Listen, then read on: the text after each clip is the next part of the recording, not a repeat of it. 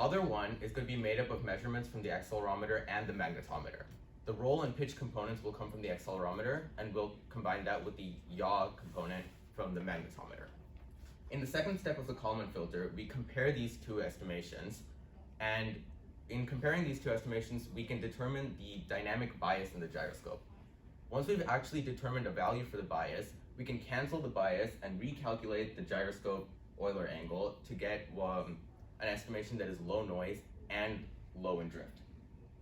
In this project, the Kalman filter was programmed in Python on a Raspberry Pi. I designed and built this test platform to test the effectiveness of the Kalman filter. The test platform consists of a Raspberry Pi, a stepper motor driver, the IMU sensor, and a power supply. As you can see here, I've mounted the sensor on top of a wheel on the stepper motor, and the Raspberry Pi will send signals to the stepper motor driver to control this over a fixed rotation. The Raspberry Pi will also read data from the IMU sensor over I2C communication, and it'll calculate Euler angles and perform the Kalman filtering. At the end, we'll compare the Kalman filtered estimate to a true position. However, there's one major limitation of this test platform that makes it hard for us to compare these estimations. That is that when the sensor rotates on the stepper motor, there are micro vibrations created by the stepper motor rotating that significantly throw off the gyroscope measurement. The workaround I developed for this is to first compare the measurements from the accelerometer to the true position. We see that when comparing those, the mean line of the accelerometer estimate is extremely close to the true value.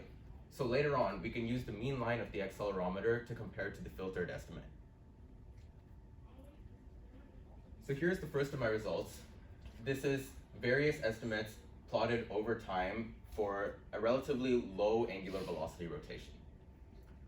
First thing to note from this is that the gyroscope estimate alone, which is shown in orange, has a significant drift over the 100 seconds. The next thing to note is that the filtered estimate, which is shown in red, is very closely centered along this green line, which is the accelerometer estimate.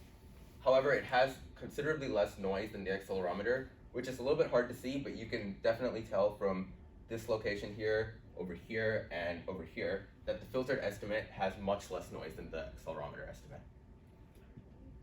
So when rotation speed is much higher, such as in the first 20 seconds of this trial, the gyroscope drifts much more. In this trial, the gyroscope drifts 3 to 4 times as much as it did in the other trial, but this did not significantly affect the Kalman filtered estimate. We can see that the filtered estimate remains a very centered around the accelerometer estimate and very low in noise. So in conclusion, it is possible to derive accurate estimations of the attitude using low-cost sensors, provided that we do it with some sort of sensor fusion algorithm. In this case, we use the Kalman filter for sensor fusion. Finally, there's a few things that can be done to greatly improve these results. First thing that can be done is that a multi-axis mount, such as a gimbal, can be constructed so that we can more closely simulate the true rotations a craft might go through in flight. This is because my test platform can rotate only on one axis, and true rotations will happen on many axes at one point in time. So a 3-axis gimbal that we can rotate by hand would be beneficial. The second major improvement that can be done is that the stepper motor can be replaced with a motion capture system. We can rotate the sensor through some pattern by hand on a multi-axis mount, and the motion capture system can be used to plot a true value where we can estimate where we can compare the Kalman filtered estimate to the true value, rather than just the mean line of the accelerometer. Finally, I would like to thank Dr. Bhattacharya and Sunsu Kim from the Texas A&M Intelligent Systems Research Laboratory for their guidance on this project. Thank you.